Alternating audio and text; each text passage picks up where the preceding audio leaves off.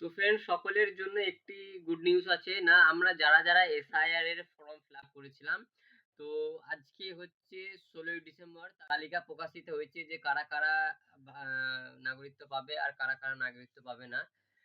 তো এই মুহূর্তে কিন্তু যাদের নাম ভোটার লিস্টে থাকবে, অর্থাৎ যাদের নামগুলো বা ভোটার কার্ডগুলো অ্যাক্টিভ থাকবে, তাদের লিস্টটা কিন্তু বিএলওর হাতে এসে গেছে।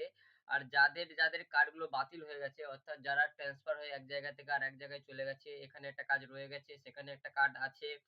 তারপর যারা মৃত আছে, একটি মানুষের ২ টো কার্ড আছে, এরকম যাদের বাতিল হয়েছে, তার লিস্টটা কিন্তু অনলাইনে দিয়ে দিয়েছে। তো তারা চাইলে কিন্তু অনলাইনে, তারা যদি চান তো অনলাইনে এটা চেক করে দেখতে পারেন।